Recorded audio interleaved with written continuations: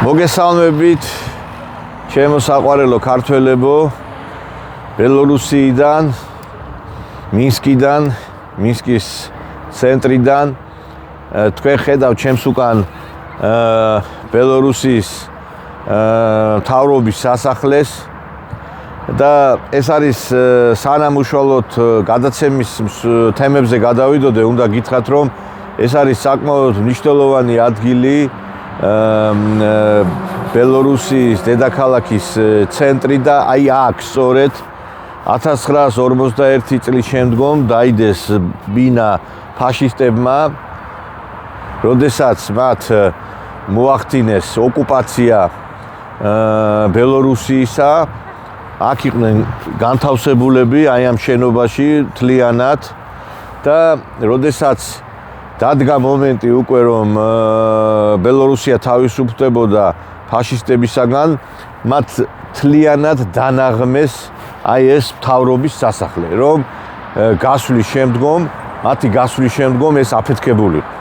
მაგრამ რეალურად ეს ვერ მოახერხეს ამის განხორციელება, არსებობს ასევე კადრებიც, როდესაც გადიან ისინი და როდესაც შემოდის აქ საბჭოთა ჯარები, როგორ ჩამოაგდებენ აი ამ ადგილზე, ხა სადაც ბელორუსიის გერბი არის, ფაშისტების გერბი იქნა ჩამოგდებული, ეს კადრები გადაღებულია, ისტორიული კადრებია და რატო ვსაუბრობ ახლა ამ ისტორიის მნიშვნელოვან ფურცლებზე და რატო ვსაუბრობ ამ ისტორიის ნაწილზე? ბელორუსიამ კარგად შემოინახა ეს წარსულის გაკვეთილები და ამიტომაც დაუკავშირა თავისი ბედი, თავისი გზა რუსეთს, იმიტომ რომ სწორედ ერთ უღელქვეშ იყო მაშინ იმ პერიოდში რუსეთი და ბელორუსი, როგორც ჩვენ, რა თქმა უნდა, მაგრამ ყველაზე დიდი დანაკლისი აი ამ საბჭოთა კავშირისა და ფაშისტური გერმანიის ომის დროს განიცადა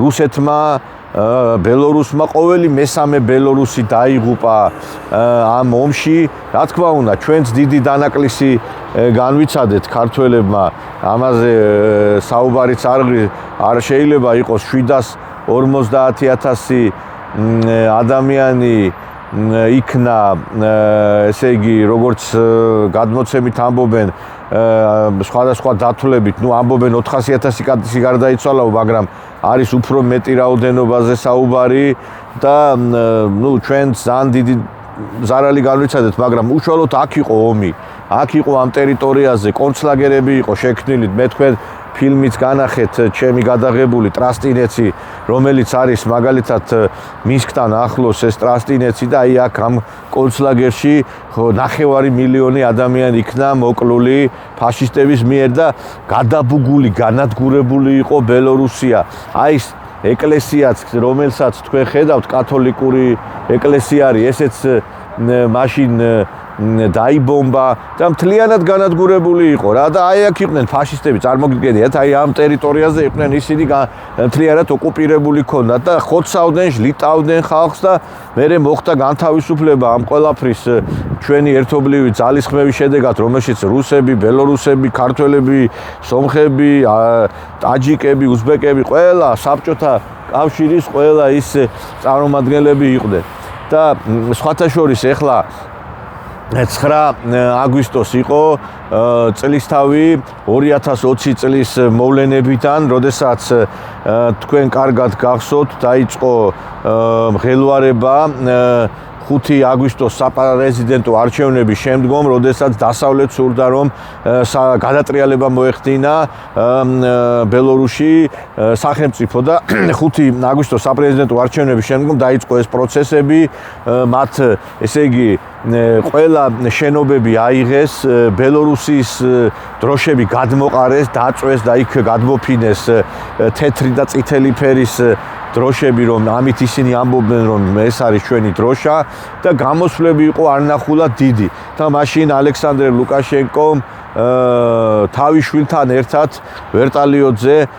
ვერტალიოტში ავიდა იარაღით, ავტომატით და გადაუფრინა აი ამ მსვლელობას, როდესაც იქ იმართებოდა და მან ესეთი ბრწყინვალე სიტყვები თქვა, რომ სამშობლოს ჩვენ არ ვთმობთ. სამშობლოს ჩვენ არავის არ დაუთმობთ და აჩვენა პირად მაგალითზე, როდესაც ჩაიცვა სამხედრო ამუნიცია შვილთან ერთად, რომ ის ყველაფერს გაიღებდა სიცოცხლესაც კი ბელორუსიის კეთილდღეობისათვის. 2020 წელს რომ მომხდარიყო აქ სახელმწიფო გადატრიალება, ბელორუსის ყველა საწარმო ფაბრიკა ხო განადგურდებოდა და თავად ბელორუსი აღმოჩნდებოდა ომში, იმიტომ რომ სწორედ ამ პროცესების შემდგომ გაღვივდა უკვე უშუალოდ აქტიურად დაპირისპირება რუსეთ-უკრაინის და თქვენ წარმოგიდგენიათ ახლა აქ რო გადატრიალება მომხდარიყო, ბელორუსი რა თქმა უნდა დადგებოდა უკრაინის გვერდით და აქ იქნებოდა საშინელი რამ. ანუ ბელორუსი ჩართული იქნებოდა პირდაპირ ომში, დაიბომბებოდა ეს ტერიტორია და კაცის შვილმა არ იცის რა მოხდებოდა. ამიტომ ძალიან დიდი მნიშვნელობა აქვს იმას, რა ვინ არის ხელისუფალი, ვინ მართავს პროცესებს და რა თქმა უნდა სტალინის ნათქვამი კადრი რიშაევ всё ეს აქ ბელორუსიის მაგალითზეც ძალიან კარგად ჩანს. მე აი ხა უკვე 3 კვირაა ბელორუსში ვარ და აი ძალიან ისეთი აღმაფრენი შეგრძნება არის, როცა აქ იმყოფები, იმიტომ რომ მე არ ვიცი მეგობრებო, როგორ შეიძლება ქვეყანა არსებობდეს და საწარმოები და ფაბრიკები არ ქონდეს მას და რამეს არ უშვებდეს და ხალხი არ იყოს დასაქმებული. აი ხა შეიძლება ტურიზმით იყოს ქვეყანა და მე ქართველებს ჩვენ რომ რაღაცა ზოგი მასხრად გვიგდებს, მუშაობა გვეზარება, ქვეყანას ტოვებს. დაატოვებ ქვეყანას, აბა რა იქნება, დილით რო გაიღვიძებს კაცი და არ იცის საწავიდეს, ხო? აბა რა უნდა ქნას ამ ადამიანმა, ყველას ხო არ აქვს ნიჭი რო ბიზნესში, ვაჭრობაში წავიდეს, ხო? და ყველას ჭირდება რაღაცა სამუშაო. და აქ რო კაცი გაიღვიძებს, იცის სად უნდა წავიდეს რა. აი ხა მაგალითად ლაგოისკიდან ბორისოვისკენ რო წახვალ, ერთი 100,000-იანი საწარმო უნდა გაიარო. მაგალითად 9,000 ადამიანი მუშაობს ბელაში, მაგალითად ერთი რამდენიმე 1000 მუშაობს